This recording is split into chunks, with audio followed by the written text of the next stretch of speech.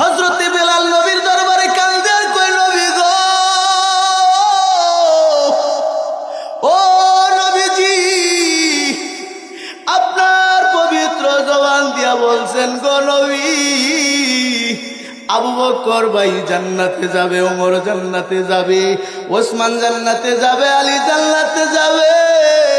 ও নবীজি, আমি বেলাল বুঝি আল্লাহর জান্নাতে যেতে পারবো না।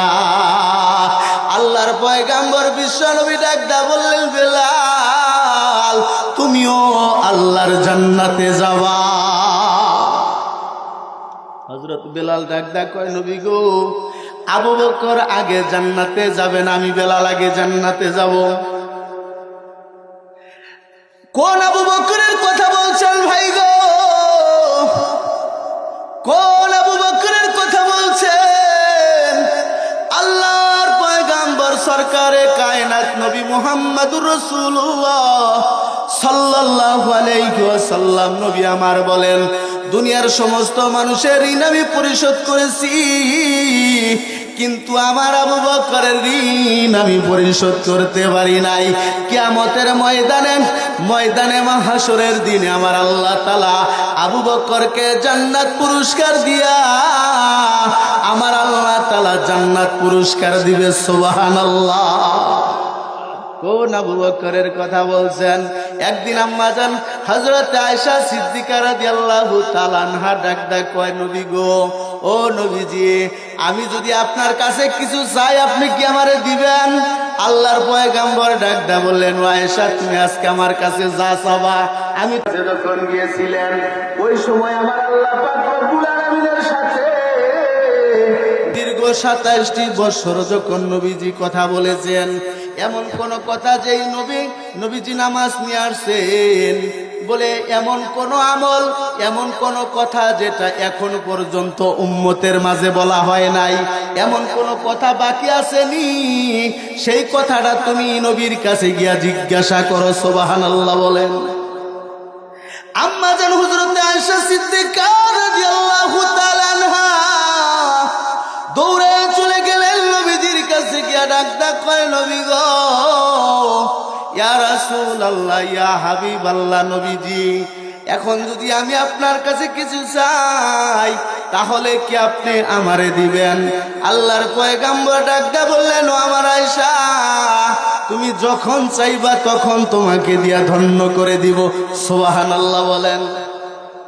আম্মা জান আয়েশা ডাকদা কয়, নবী গো, তাহলে এমন একটা কথা যদি কালে এখনো বাকি থাকে, আপনি যখন মেরাজ থেকে আসছেন, যখন আপনি মেরাজ থেকে দুনিয়াতে আসছেন গো নবীজি, যত হুকুমগুলি নিয়ে আসছেন, আপনি নামাজ নিয়ে আসছেন, এমন কোন কথা যেটা এখন পর্যন্ত উম্মতের মাঝে বলা হয় নাই, এমন কোন কথা এখনো বাকি আছে কিনা গো নবী?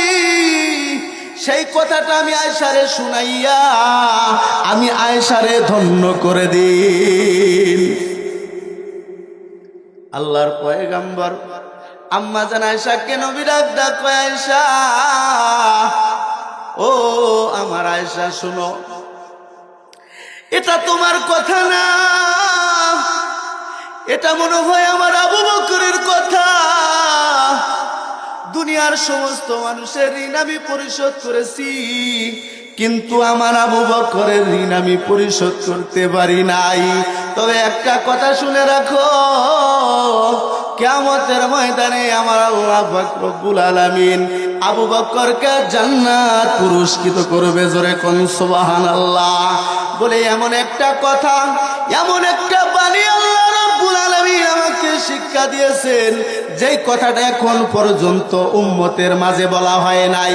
সেই কথাটা হলো, দুনিয়ার ভিতরে যদি কেউ কারো ভাঙা মনকে জোড়া লাগাইতে পারে, দুনিয়ার ভিতরে যদি কেউ কারো ভাঙা মনকে জোড়া লাগাইতে পারে, প্রতিদান হিসাবে আমার মহান আল্লাহ তাআলা তাকে জান্নাত পুরস্কার দিবে। জোরে কোন সুবহানাল্লাহ। ও মুসলমান ভাই গো, আজকে আমার আপনার আচরণ ব্যবহারের মাধ্যমে কত মানুষের আস্ত মন ভেঙে যায়। ও ভাই জানেরা আমার, আম্মা জান হযরত আয়েশা সিদ্দিকা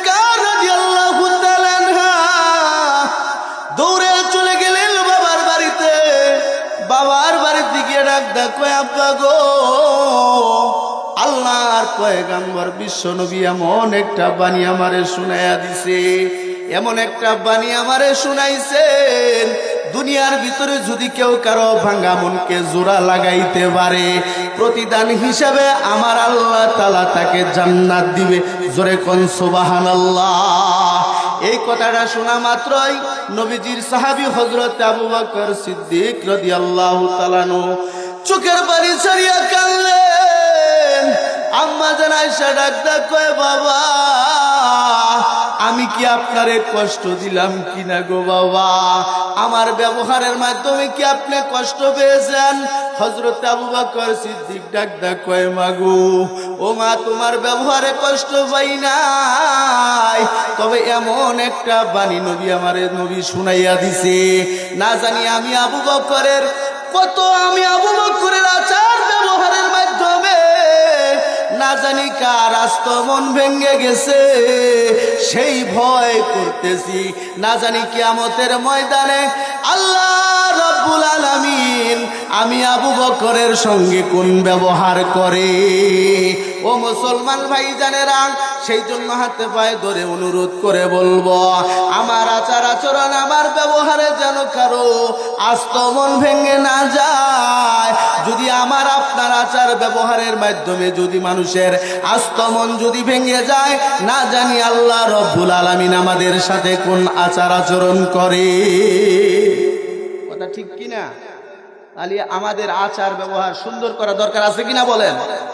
হ্যাঁ, একটু গরম হযরত আবু বকর সিদ্দিক রাদিয়াল্লাহু তাআলা কথা বলতে